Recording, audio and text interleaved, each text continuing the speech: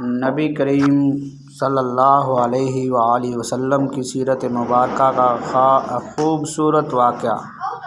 قافلہ ابھی شہر سے تھوڑا پیچھے تھا کہ موسلا دھار بارش شروع ہو گئی۔ اونٹوں پر لدا ہوا سامان تجارت جو کہ کھجوروں اور اناج پر مشتمل تھا بھیگنے لگا۔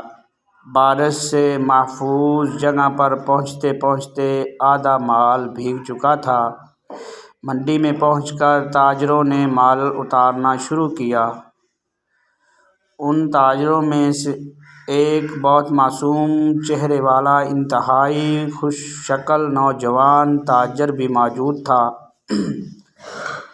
اس نوجوان تاجر نے جب اپنا مال اتارا تو اس کو دو حصوں میں تقسیم کر دیا۔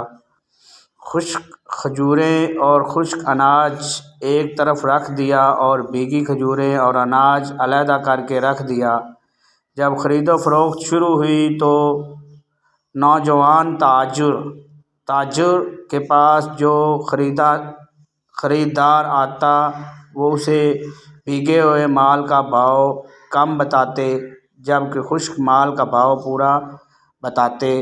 گاہک پوچھتا کہ ایک جیسے مال کا الگ الگ بھاؤ کیوں؟ تو وہ بتاتے کہ مال بھیگنے سے ان کا وزن زیادہ ہو گیا ہے، خشک ہونے کے بعد وزن کم ہو جائے گا۔ یہ بددیانتی ہے۔ لوگوں کے لیے یہ نئی بات تھی۔ تھوڑی ہی دیر میں پوری منڈی میں ان کی دیانتداری کا چرچا ہو گیا۔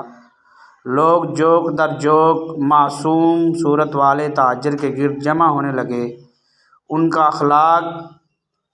ان کے اخلاق کے گرویدہ ہو گئے۔ اور معصوم اور خوش شکل نوجوان ہمارے نبی صلی اللہ علیہ وسلم تھے، حضرت محمد صلی اللہ علیہ وآلہ وسلم۔